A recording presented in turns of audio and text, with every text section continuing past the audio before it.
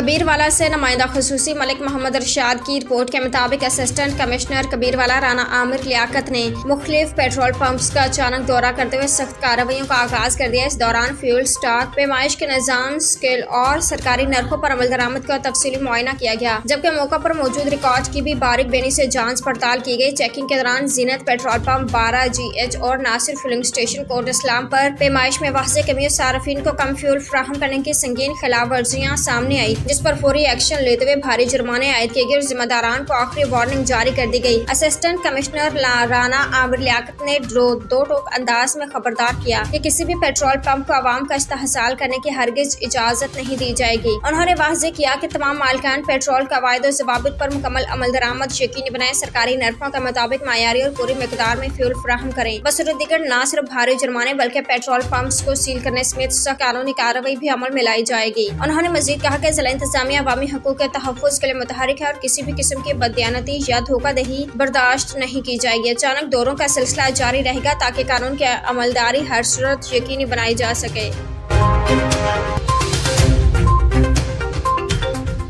Nowshahr Feroze report Rana Abdul Jabbar Rajput. Naushahro Feroze पूरे सिंध की तरह गंदम की फसल का उतारा शुरू। जहां पर दूसरे जमींदारों ने गंदम की फसल कटाई काम शुरू किया था। रोशा की माया नाज जमींदार घराना सरदार उस्मान खान आलमानी और उनके फर्जंद सरदार ज़ादा सरदार जावियार आलमानी बलोच के साथ उनके फ्रूट फार्म पर बात, जहाँ पर उन्होंने जदीद टेक्नोलॉजी के साथ फार्मिंग के तरीकों पर जोर दिया। मजीद गंदम की फसल समेत मुख्तलिफ बागों पर जिक्र किया गया, जिस पर बैरूनी ममालिक से चंदन समेत मुख्तलिफ बागों की फ़ज़ाइश नस्ल पर भी बातचीत की। सरदार उस्मान खान आलमानी ने बिलखसूस जदीद टेक्नोलॉजी के साथ फार्मिंग पर सिंध के जिम्मेदारों को भी कहा कि जितना हो सके अपने तरीक़ेकार को चेंज करो। दूसरी तरफ सरदार ज़ादा सरदार जावियार खान ने अपनी फसल कटाई शुरुआत पर सहाफ़ी राना अब्दुल जब्बार राजपूत, राना वकार राजपूत और अकील अहमद खानजादा को कटाई होने वाले टुकड़ों पर बताया कि यह फसल बदलते मौसम पर हमें कटाई में जल्दी करनी पड़ रही है, मगर फिर भी बेहतरीन फसल कर उतारे का अंदाज़ा इंशाल्लाह इस दफ़ा फसल बेहतर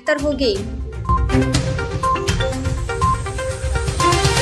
खैरपुर में NCHD अफसर की तरक्की पर शानदार तकरीब, साथियों का पुरतपाक इस्तकबाल। National commission for human development NCHD जो वजारत वफाकी तालीम के तहत काम करता है ने मुल्क भर में तकरीबन 1200 फील्ड ऑफिसर्स को BPS 16 से BPS 17 में तरक्की दे दी है। इस हवाले से बाकायदा नोटिफिकेशन ईद से एक रोज कबल जारी किया गया। इस अहम पेशरफ्त के मौका पर खैरपुर मेरस में एक पुरवकार तकरीब का इनेकाद किया गया, जहाँ पर ज़िलाई टीम ने तरक्की पाने वाले अफसर का शानदार इस्तकबाल किया। तकरीब में deputy director, assistant director finance, assistant directors education और दीगर फील्ड ऑफिसर्स ने शिरकत की। अफसर को फूलों के हार पहनाए गए, खुशी में मिठाइयाँ भी तकसीम की गई। अपने खिताब में तरक्की पाने वाले अफसर ने इस कामयाबी को टीम वर्क का नतीजा करार देते हुए कहा कि वो अपने तमाम साथियों और इन अफराद के बेहद मशकूर हैं जिन्होंने इस तवील जदोजहद में उनका साथ दिया।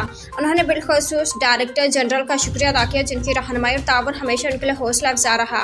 उन्होंने इस अज़्म का भी इजहार किया कि वह मुस्तकबिल में पूरे पाकिस्तान खुसूसन दूर दराज इलाकों में तालीम के फ़रोग़ के लिए मज़ीद मेहनत करेंगे और अपनी जिम्मेदारियां अहसन तरीके से निभाकर इदारे का नाम रोशन करेंगे।